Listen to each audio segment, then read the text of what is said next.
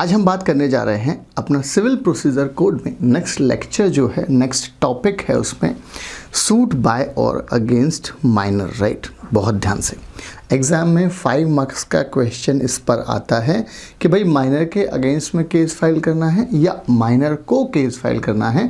दोनों situation cover है, या तो हमको माइनर के अगेंस्ट में केस फाइल करना है या माइनर को केस फाइल करना है, तो क्या प्रोविजंस होने वाले हैं, राइट। बहुत ध्यान से तो उन्होंने बोला है order 32 of CPC deals with the above provision, right. Section number की बात नहीं है, ऑर्डर नंबर कौन सा है आपका 32 है, जो इस सिचुएशन से डील करता है कि भाई केस आपको माइनर के अगेंस्ट फाइल करना है या माइनर को फाइल करना है। ऑर्डर नंबर कौन सा है इसमें 32 लगेगा। एक बात। दूसरी बात, अब minor is a incompetent person, सबको पता है as per Indian contract act minor is a incompetent person. पहली बात, टू मेक कॉन्ट्रैक्ट, अगर उस पर्सन को कॉन्ट्रैक्ट करना है, यस उसको कॉन्ट्रैक्ट करना है, then suit can be filed through a person known as a next friend of the minor. बहुत ध्यान से फॉर एग्जाम्पल कोई माइनर है, अब उस माइनर को मिस्टर ए के अगेंस्ट में कोई फॉर एग्जाम्पल माइनर है और इसको इस पर्सन के अगेंस्ट में केस फाइल करना है, तो लॉ ने बोला जो माइनर है वो अगर उसको केस फाइल करना है इस पर्सन के अगेंस्ट में, तो माइनर क्योंकि इनकॉम्पिटेंट पर्सन है इसलिए माइनर दूसरी प्लेंटिफ नहीं हो सकता। माइनर को नेक्स्ट फ्रेंड मतलब कोई दूसरे पर्सन के थ्रू इसको केस फाइल करना पड़ेगा। बहुत ध्यान से, राइट। डायरेक्टली पॉसिबल नहीं है, माइनर किसी भी पर्सन के अगेंस्ट में केस फाइल नहीं कर सकता। क्यों? क्योंकि he is a incompetent person, पहली बात। दूसरी बात, अगर माइनर को केस फाइल करना है तो लॉ ने वर्ड यूज़ करा है नेक्स्ट फ्रेंड। आप नेक्स्ट फ्रेंड के थ्रू आप केस फाइल कर सकते हैं, और नेक्स्ट फ्रेंड मतलब वो पर्सन जो मेजर हो प्लस उस पर्सन को उस प्रॉपर्टी या उस मैटर में कोई इंटरेस्ट ना हो। से फॉर एग्जाम्पल माइनर की कोई प्रॉपर्टी है, अब वो प्रॉपर्टी के रिस्पेक्ट में किसी पर्सन ने उस पर ट्रेस पास कर लिया या किसी पर्सन ने वो प्रॉपर्टी ज़बरदस्ती दे रखी है, माइनर को केस फाइल करना है, तो माइनर किसी दूसरे पर्सन को पकड़ेगा जो कौन होगा major, sound mind, as per contract act he is legally capable of contracting party. वो इस पर्सन को बोलेगा और ये पर्सन माइनर के बिहाफ पर इस पर्सन के अगेंस्ट में कोर्ट में केस फाइल करेगा, तो इस पर्सन को हमने बोला है नेक्स्ट फ्रेंड, राइट। बहुत ध्यान से, इस पर्सन को हमने क्या बोला नेक्स्ट फ्रेंड। बट लॉ ने बोला ये नेक्स्ट फ्रेंड कौन होगा, कॉम्पिटेंट टू पर्सन कॉन्ट्रैक्ट होना चाहिए, प्लस इस पर्सन को उस प्रॉपर्टी में कोई इंटरेस्ट नहीं होना चाहिए या उस कॉन्ट्रैक्ट में कोई इंटरेस्ट नहीं होना चाहिए जो माइनर प्लेंटिफ है जिस कॉन्ट्रैक्ट में। एक बात। दूसरी, सूट अगेंस्ट माइनर की बात करें हम, सूट अगेंस्ट माइनर मतलब यहाँ पर तो हमने बात करी कि माइनर को केस फाइल करना है, अब हम बात कर रहे हैं सूट आपको फाइल करना है माइनर के अगेंस्ट में। Then the court shall appoint a guardian, court appoint करेगा क्या, गार्जियन अपॉइंट करेगा। For the minor he will be responsible for proceeding of the case. और अगर फॉर एग्जाम्पल किसी पर्सन को माइनर के अगेंस्ट में केस फाइल करना है, तो लॉ ने बोला इस वाले केस में कोर्ट क्या अपॉइंट करेगा, गार्जियन अपॉइंट करेगा, और फिर वो गार्जियन केस फाइल, गार्जियन के अगेंस्ट में पूरी की पूरी प्रोसीडिंग चलने वाली हैं। ये पॉइंट इंपॉर्टेंट है, ये बात कर रहा है माइनर को केस फाइल करना है और ये बात कर रहा है माइनर के अगेंस्ट में केस फाइल करना है। अब एक सिचुएशन ऐसी है कि भाई जब केस फाइल करा तब माइनर 16 ईयर्स का था, बट केस चलते चलते वो पर्सन 18 प्लस का हो गया, राइट, या 21 प्लस का हो गया। माइनर क्या बन गया, मेजर बन गया। Then he has to elect, तो फिर माइनर को हमने लॉ ने ऑप्शन दिया कि भाई तेरे पास ऑप्शन है कि he has to elect to continue with the suit, कि आपको उस वाले केस को कंटिन्यू रखना है या उस वाले केस को आपको ख़त्म करना है, अबंडन करना है। अगर आपने अबंडन कर दिया तो सूट क्या हो जाएगा आपका, डिसमिस हो जाएगा। पहली बात क्या बोल रहा है, ऑर्डर नंबर 32 है सीपीसी का, जो ये माइनर के अगेंस्ट में या माइनर को केस फाइल करने के बारे में बात करता है, पहला पॉइंट। दूसरा, माइनर इनकॉम्पिटेंट टू कॉन्ट्रैक्ट है, इसीलिए माइनर डायरेक्टली केस फाइल नहीं कर सकता। तीसरी बात, माइनर को अगर केस फाइल करना है तो वो नेक्स्ट फ्रेंड के थ्रू ही होगा। और याद रखना, नेक्स्ट फ्रेंड मेजर होना चाहिए और नेक्स्ट फ्रेंड को उस वाले मैटर में इंटरेस्ट नहीं होना चाहिए।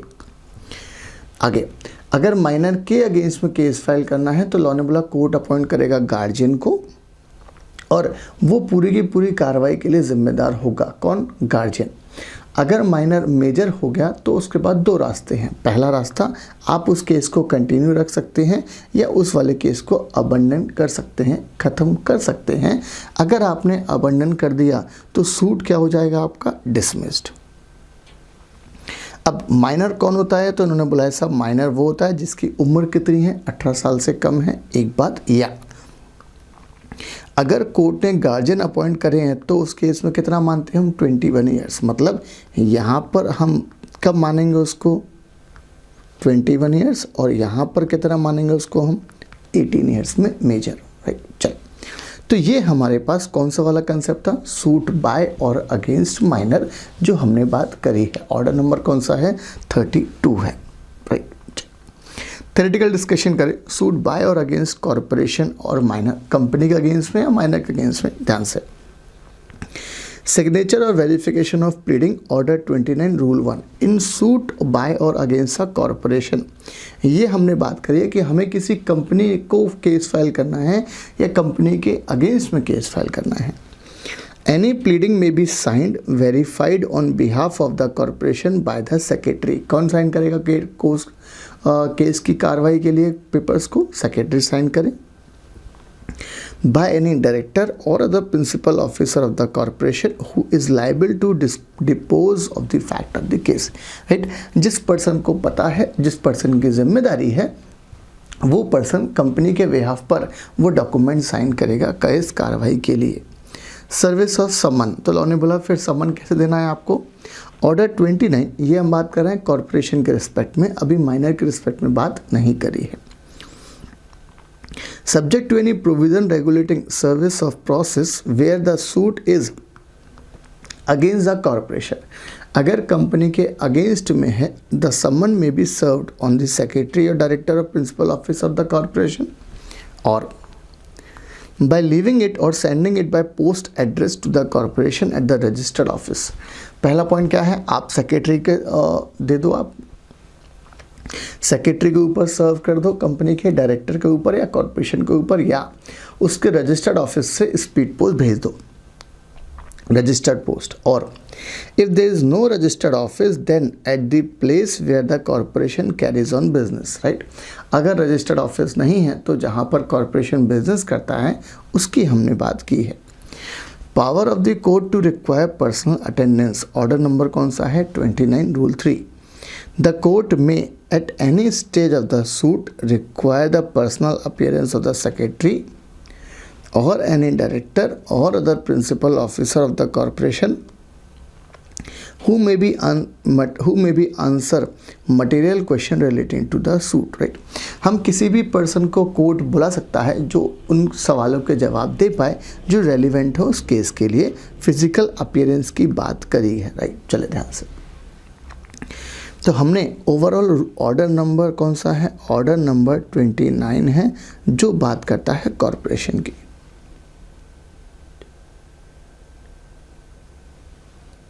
ओके, चले, ये हमने बात करी। हम बात कर रहे हैं कॉरपोरेशन की। अगर आपको केस फाइल करना है किसके रिस्पेक्ट में? कॉरपोरेशन के रिस्पेक्ट में। अब आप याद कैसे रखेंगे? ये ऑर्डर नंबर है। पहली बात तो ये सेक्शन नंबर नहीं है। ऑर्डर नंबर कौन सा है? 29। बहुत ध्यान से। अगर हम इन शब्दों को काउंट करें, इन वर्ड्स को काउंट करें, अल्फ़ाबेट्स को 1 2 3 4 5 6 7 8 10 11, कितना हुआ ये? 11। 2 + 9 ऑर्डर इज इक्वल्स टू कितना हुआ ये? 11। तो ये ऑर्डर नंबर आपको क्या याद हो गया है? यहाँ पर 11 याद हो गया है। बहुत ध्यान से। तो ऑर्डर नंबर 11 में, सॉरी, ऑर्डर नंबर 29 में कॉरपोरेशन के केस फाइल की बात करी है। अब हम बात करें माइनर के रिस्पेक्ट में। माइनर की हमने बात कर ली है। A minor is a person who has not completed the age of 18 years, या अगर गार्जियन अपॉइंट करे गए हैं किसके द्वारा, कोर्ट के द्वारा, तो वहाँ पर उम्र कितनी होगी मेजर की, 21 years. Important points related to suit by और अगेंस्ट माइनर। पहला पॉइंट, every suit by a minor shall be instituted in his name by a person who in such suit shall be called the next friend of the minor। उस बंदे को हम क्या बोल रहे हैं, आप कौन हो, next friend of the minor। the next friend should be a person who is of sound mind, याद रखना, as per contract act he should be capable of contracting party and has attained the majority। interest of next friend is not adverse। हमने already बात करी है charts में से कि भाई नेक्स्ट फ्रेंड कौन होगा, मेजर होना चाहिए, साउंड मैन होना चाहिए, और उस पर्सन को उस सब्जेक्ट मैटर में कोई भी इंटरेस्ट, अपोजिट इंटरेस्ट नहीं होना चाहिए। Where the suit is instituted without a next friend, अगर माइनर ने केस फाइल कर दिया without a next friend, the defendant may apply to have the plaint taken off the file with cost to be paid by the pleader, other person by whom it was presented, where the defendant is a minor of the court, on being satisfied of the fact of his minority shall appoint a proper person to be the guardian। ये हमने बात करी है for में, minor को case file करना है, और ये हमने बात करी है अगेंस्ट में।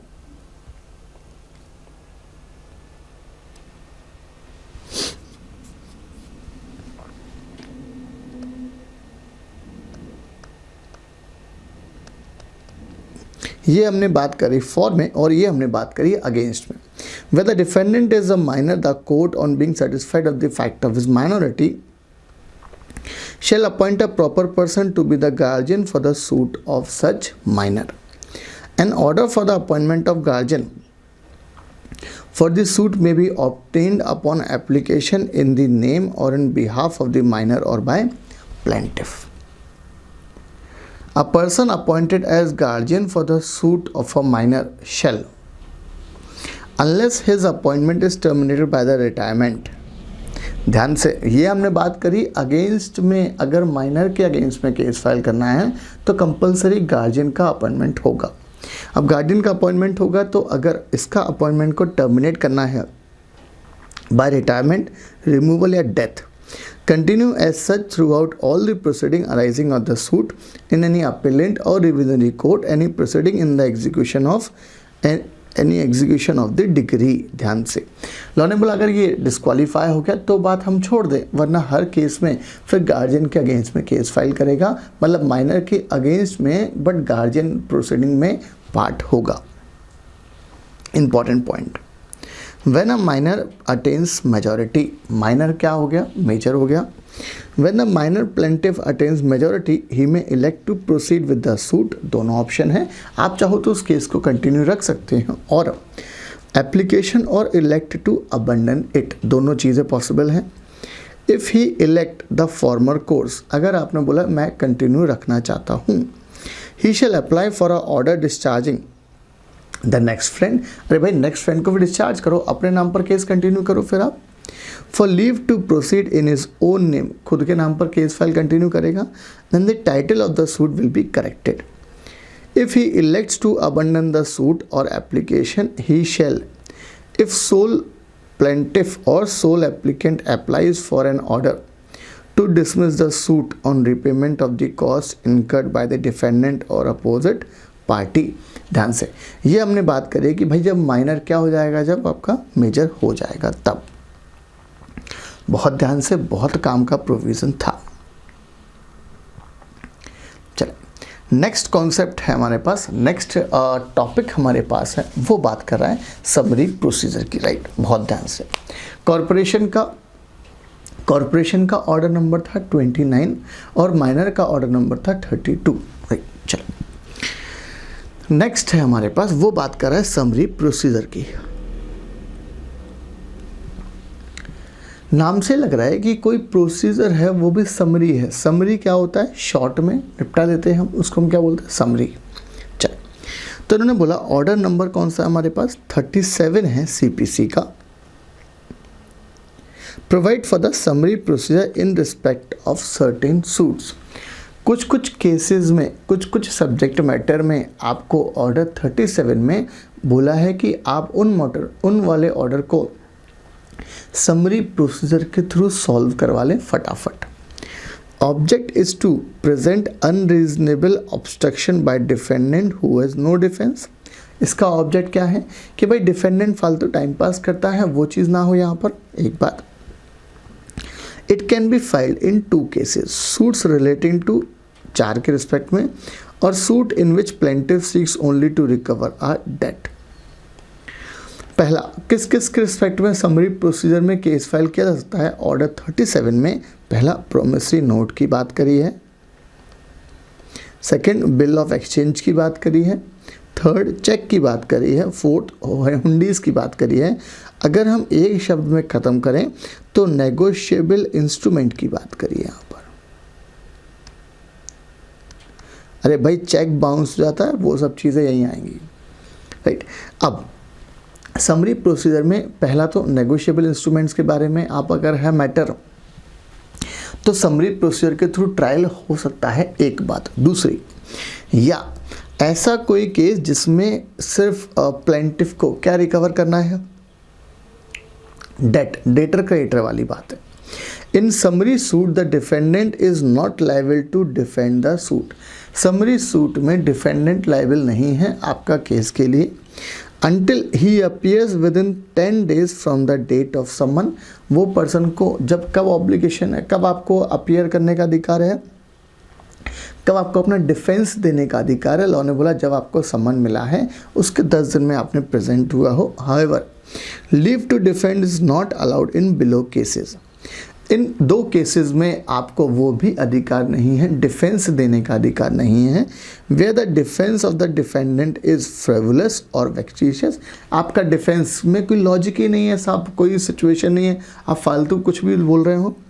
Where part of the amount claim by the plaintiff and accepted by defendant has not been deposited by the defendant in the court. Say for example कोई लोअर कोर्ट ने बोला है डिफेंडेंट को कि आप 50,000 रुपये का फाइन दो, तो वो जो हायर कोर्ट है, हायर कोर्ट क्या बोलेगा? आप एक काम करो, 25,000 रुपये जमा करो, फिर आपको डिफेंस की अनुमति देंगे। तो लॉ ने बोला अगर आपने वो अमाउंट सबमिट नहीं करा कोर्ट को तो आपको डिफेंस देने का अधिकार नहीं है, या फिर आपके जो डिफेंस का है उसमें कोई लॉजिक नहीं है, फालतू टाइम पास है, तो फिर इन प्रोविज़न के लिए कोर्ट ने मना करा है कि आपको हम डिफेंस नहीं देने देंगे, राइट। चलो, ये था हमारे पास समरी प्रोसीजर का जिक्र। Summary procedure.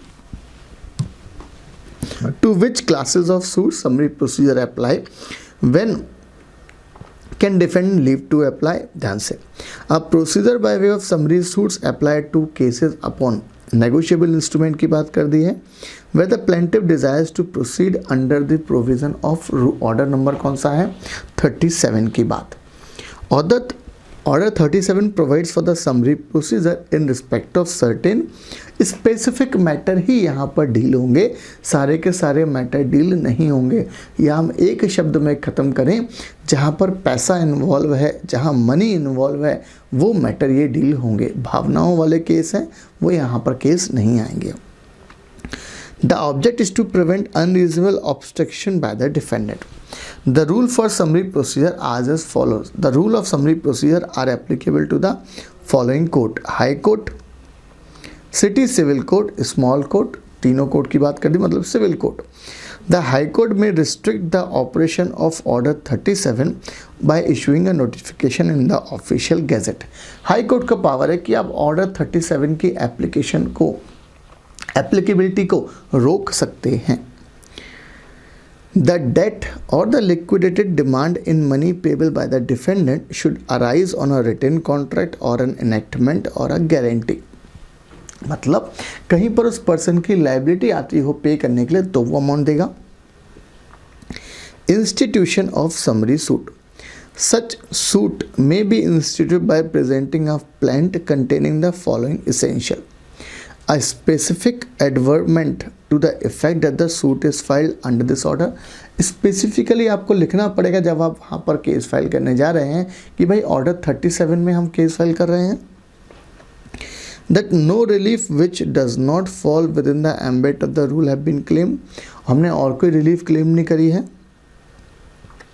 The inscription immediately below the number of the suit in the title of the suit, the suit is being established under order 37 of the CPC, leave to defend. Order 37 Rule 3 prescribes the mode of service of someone leave to defend. The defendant को अधिकार नहीं है defence देने का जब तक कि उस व्यक्ति ने जवाब नहीं दिया कितने दिन के अंदर, 10 दिन के अंदर। Such leave to defend may be granted unconditional or upon such term as the court or the judge may think fit. However, such leave shall not be granted where court is satisfied that the fact disclosed by the defendant do not indicate that he has a substantial defense। आप court को satisfied हुआ कि defendant के पास कोई वजह ही नहीं है, logical reasoning नहीं है, that the defense was are frivolous and veracious and the part of the amount claimed by the plaintiff, और जितना एक्सेप्ट करा था डिफेंडेंट ने, अरे भाई 1 लाख का डिस्प्यूट था, डिफेंडेंट बोल रहा है मैं 40,000 तक एक्सेप्ट करता हूं, तो लॉ ने बोला 40,000 रुपये तो कोर्ट में जमा कराओ आप। The summary suit must be brought within 1 year from the date on which the debt becomes due or payable, whereas the period of limitation for suit for the ordinary cases under negotiable instrument is 3 years, right. Period of limitation कितना है, 3 साल है limitation act 1963 में, but यहाँ पर क्या बोल रहा है कि जब से वो अमाउंट ड्यू हुआ है तब से आपको 1 साल के अंदर ये केस फाइल करना है। चल क्वेश्चंस देखते हैं हम इसके। A limited filed a summary suit against B limited. A ने केस फाइल करा किसके अगेंस्ट में, बी लिमिटेड के अगेंस्ट में। The summons was served on the defendant on 10th February 2018। 10 फरवरी 2018 को समन दिया गया। When the company secretary of the defendant company was on the medical leave, he apprehended on behalf of the defendant on 17th March 2018, 2 days after he resumed his duty. State the consequences। हमने बात करी 10 दिन में होना चाहिए, default करा तो आपको नहीं है। In the giving case the summon was served on the defendant on 10th February 2018 when the company secretary of the defendant company was on medical leave. He appeared on behalf of defendant 17 March well beyond the aforesaid limit, 10 दिन में present होना चाहिए। However if the defendant company shows sufficient cause, the court may excuse the delay of defendant in entering an appearance. A and company files a suit under order 37 of the Code of Civil Procedure 1908 for the recovery of 50,000 which were given by it as a loan to its employees B against the promissory note executed by B in the court of the district judge. B receives the summon, B को समन मिला for judgment in the suit under order 37 of the CPC. B files a written statement only after 20 days of the receipt of summon। अरे भाई 10 दिन में file करना है, ये law में लिखा है। The court of district judge ignores the written statement of B and outright pass judgment and decree for recovery of 50,000 with cost against B। याद रखना साहब, sufficient reason होना चाहिए तो फिर कोर्ट को assume करना पड़ता है। ये 10 दिन वाली बात। In the absence therefore any allegation in the plaintiff shall be deemed to be admitted and A and company shall be entitled to a decree in view of this the judgment against B is justified. याद रखना सब, कोई ना कोई आपके पास defence होना चाहिए सही, तो ही आपको अधिकार मिलेगा, सफिशिएंट रीज़न मिलेगा, अदरवाइज वो रिजेक्ट कर देगा। और जो बी के अगेंस्ट में दिया है वो कोर्ट ने बिल्कुल सही दिया है कि भाई तू 50,000 रुपये पे कर ए एन कंपनी को। चले हम पहले एक कॉन्सेप्ट, अब हमें को जो भी पढ़ना है वो पूरा का पूरा थ्योरेटिकल पार्ट है, राइट।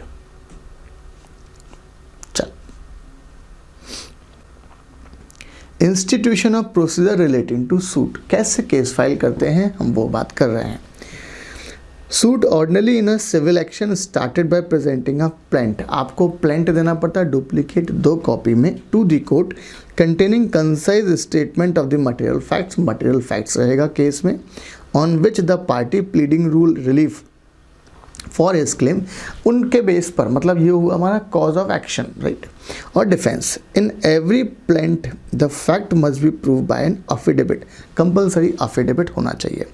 इसेंशियल्स क्या होना चाहिए, opposing party, cause of action होना चाहिए, सब्जेक्ट मैटर होना चाहिए, और क्या रिलीफ चाहिए आपको।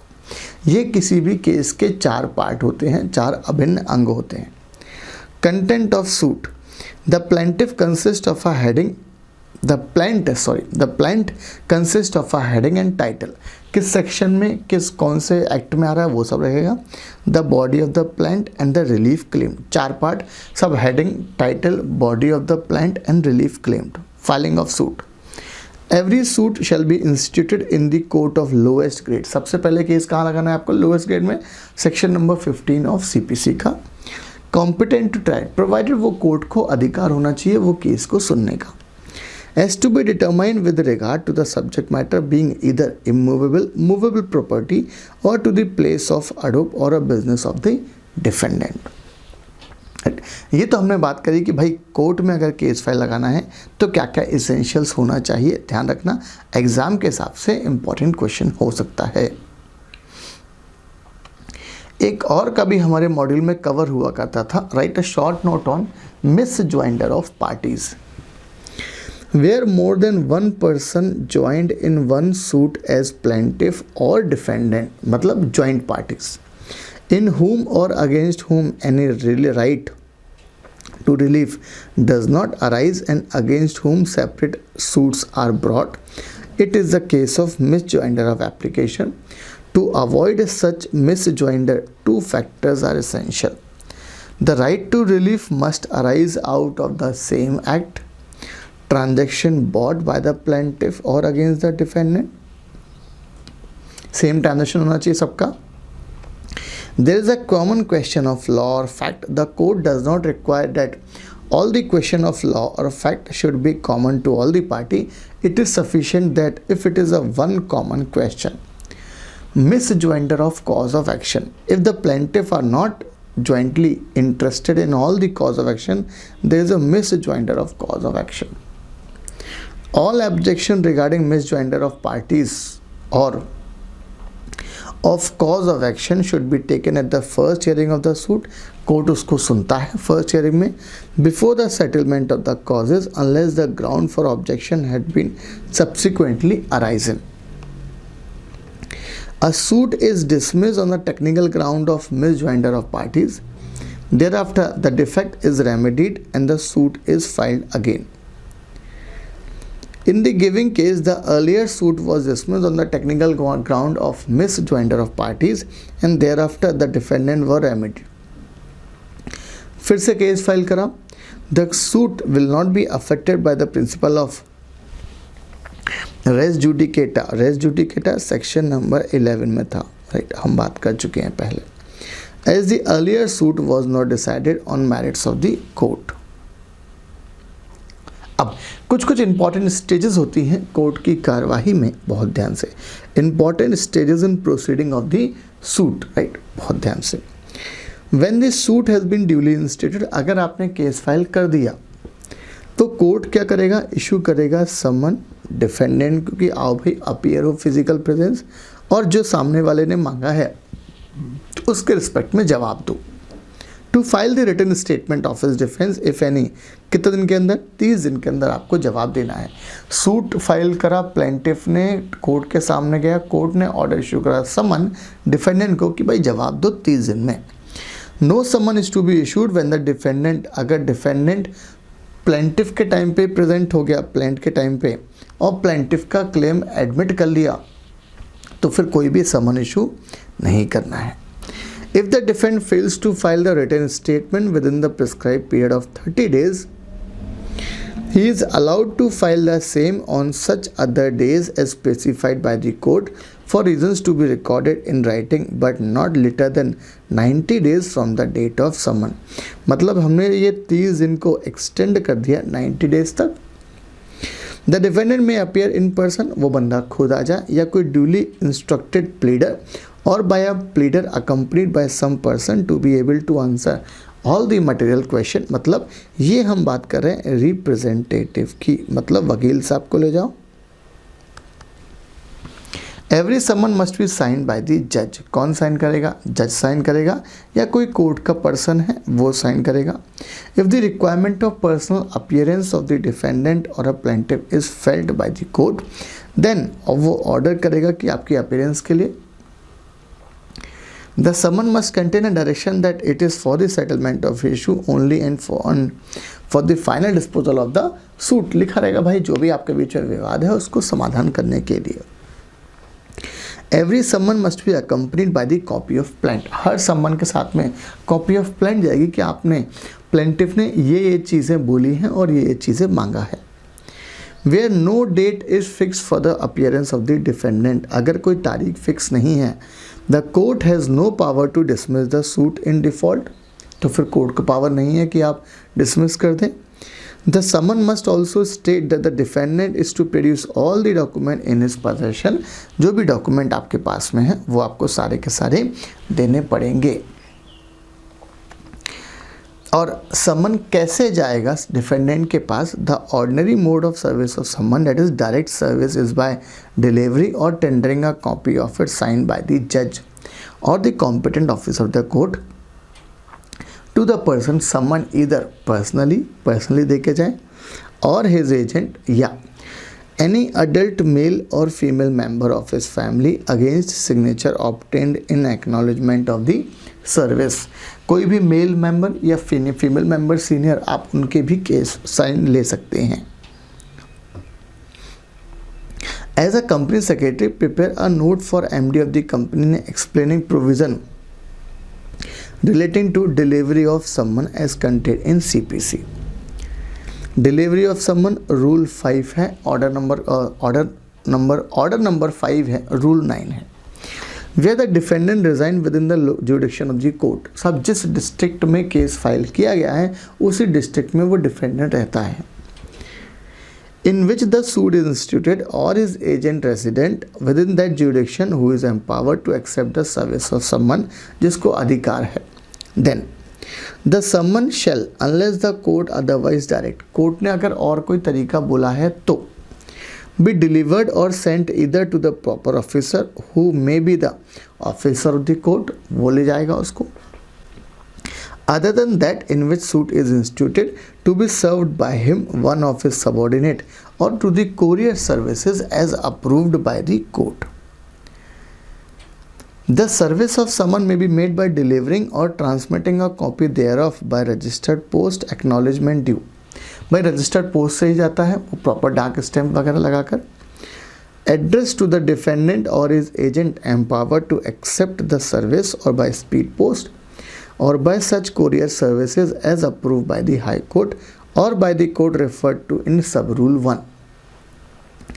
By any other means to the transmission of document including fax message, electronic mail service provided by the rules made by the High Court. However, the service of summon shall be made at the expenses of the, भाई खर्चा किससे लेना है आपको? Plaintiff से खर्चा लेना है, बहुत ध्यान से। थर्ड पॉइंट, अगर outside the jurisdiction of court रहता है तो in which the suit is instituted the court direct the service of summon on the defendant may be made by mode of service of summon, normally registered post acknowledgement due से ही जाता है। When an acknowledgement, भाई defendant को summon गया, where an acknowledgement or any other receipts purporting to be signed by the defendant, an agent is received by the court or postal article containing the summon is received back by the court with an endorsement purporting to have been made by the postal employee or any person authorized by the courier service to the effect that defendant ने या उसके agent ने वो summon accept करने से मना कर दिया। The defendant or his agent had refused to take the delivery of the postal article containing the summon and had refused to accept the summon. By any other means, when tendered or transmitted to him, the court issuing the summon shall declare that the summons have been duly served on the defendant.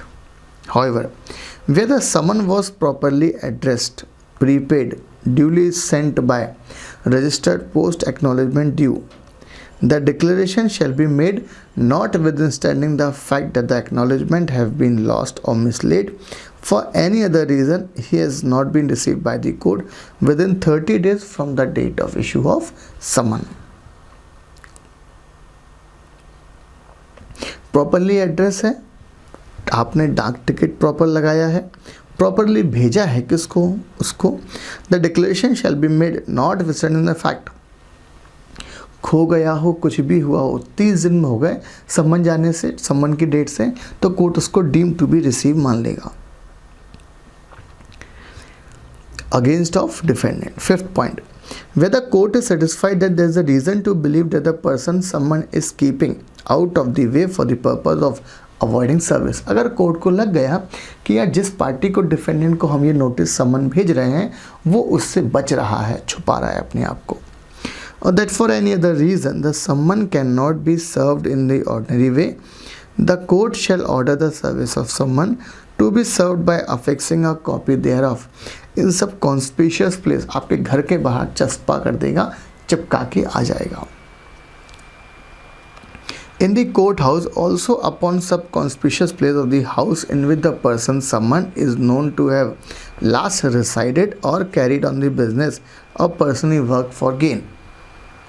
Substituted service. Where defendant resides in any other province, a summon may be sent for service in another state to such court in such manner as may be prescribed. The above provision shall also apply to service to witness also. In case of a defendant who is a public officer, servant of railways,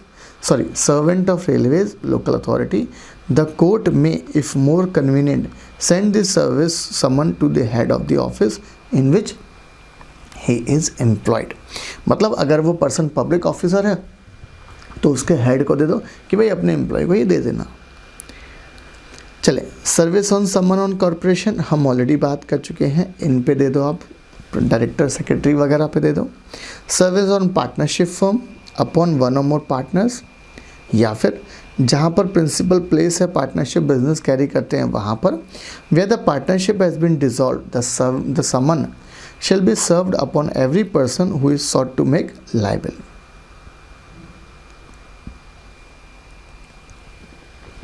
What are the consequences of non-appearance of parties on the date of hearing? अरे आ नहीं रही है parties, right? Hearing पे. Where the plaintiff, order 9 है, rule 3 है, provides that where neither party appears before the court. कोई भी party court के सामने नहीं आई है. When the suit it called on for the hearing, the court may order that the suit shall be dismissed.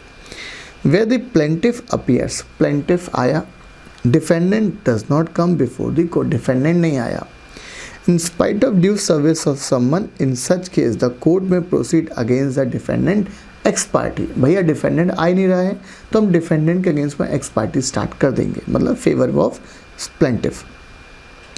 Where the summon is not duly served, the court may order a second summon to be issued and served on the defendant. Where sufficient time is not given to the defendant to appear, the court shall postpone the hearing of truth for a future date. आगे की date के लिए हम transfer कर देंगे. अब x party दे दिया defendant के अगेंस्ट में, तो डिफेंडेंट आ गया तो उसको वो सेटिंग असाइड की बात करेगा. कोई रीज़न देगा, नहीं आ पाया, वैलिड रीज़न, कोर्ट को लगेगा जनरली सेट असाइड कर देता है वो. Defendant may file an application for setting aside the decree passed ex parte. For this, he has to file an application for setting decree with the relevant court. He shall have to prove that either the summon was not duly served properly or he has sufficient cause for not being present on the date of hearing.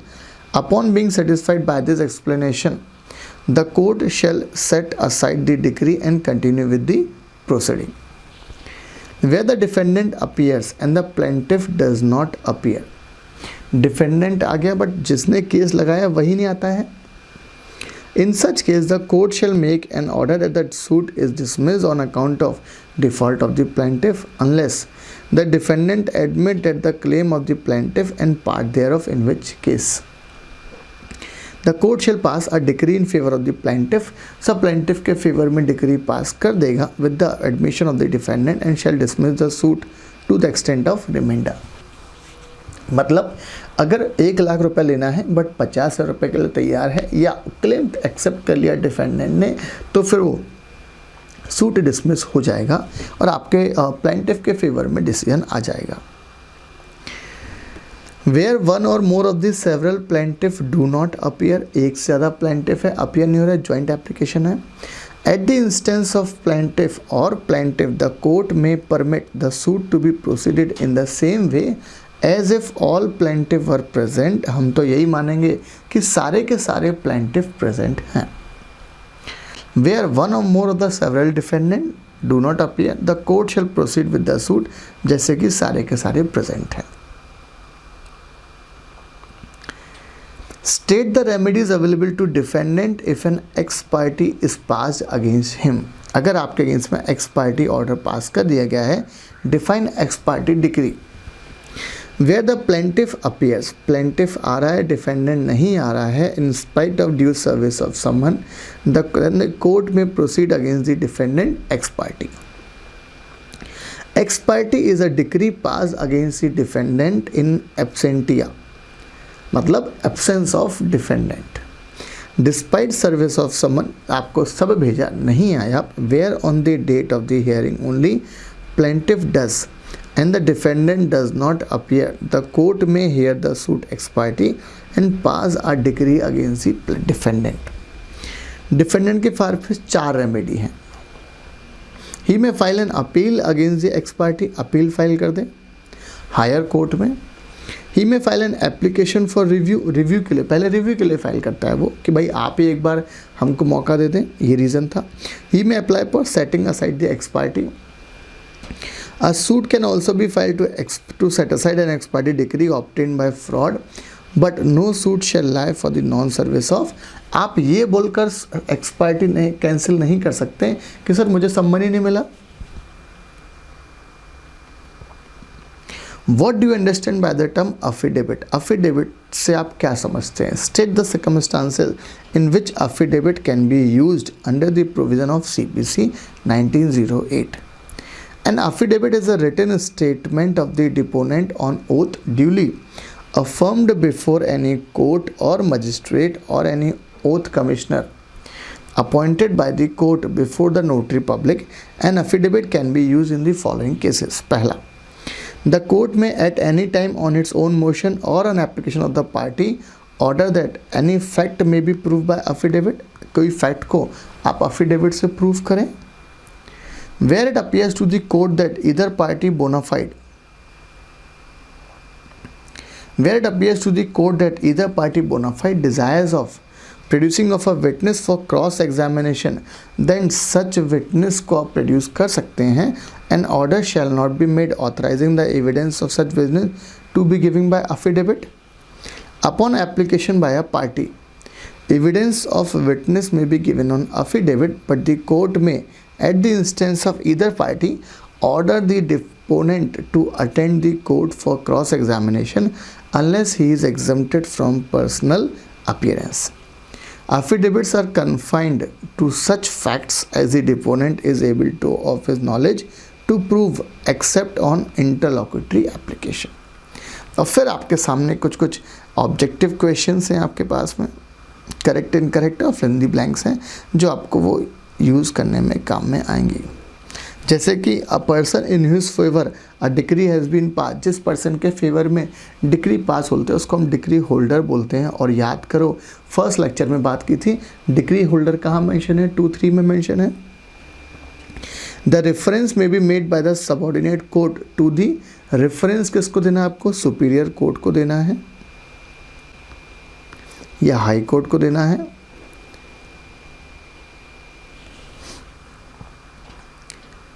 Right, ये सारे questions हैं, ये सारे आपके पास true false हैं and fill in the blanks हैं जो आपको प्रैक्टिस के लिए काम में आने वाले हैं.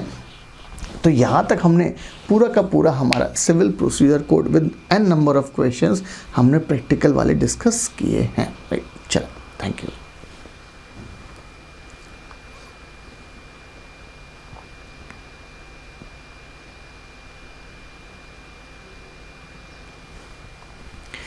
एक लास्ट कॉन्सेप्ट है हमारे पास, हम वो भी बात करेंगे अभी। एक लास्ट कॉन्सेप्ट है हमारे पास, हम वो बात करेंगे चार्ट्स में से, बहुत ध्यान से। इंजंक्शन की बात, राइट।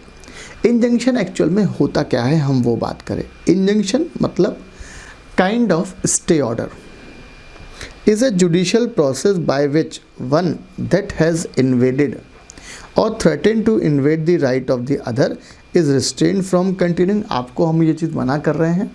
से फॉर एग्जाम्पल प्रॉपर्टी ए की है, बी चाहता है इस प्रॉपर्टी को सेल कर दे, राइट। तो ए क्या करेगा, कोर्ट में जाएगा और कोर्ट में सबसे पहले क्या मांगेगा, वो इंजंक्शन मांगेगा। मतलब ए बोल रहा है कि कोर्ट को कि सर आप बी को मना करें, वो इस प्रॉपर्टी से डील ना करें, और कमेंसिंग सच रॉन्गफुल एक्ट। तो एक इंजंक्शन एक प्रिवेंटिव रिलीफ है granted at the discretion of court. Injunction दो प्रकार का होता है, एक होता है टेम्परेरी इंजंक्शन और एक होता है परपेचुअल इंजंक्शन।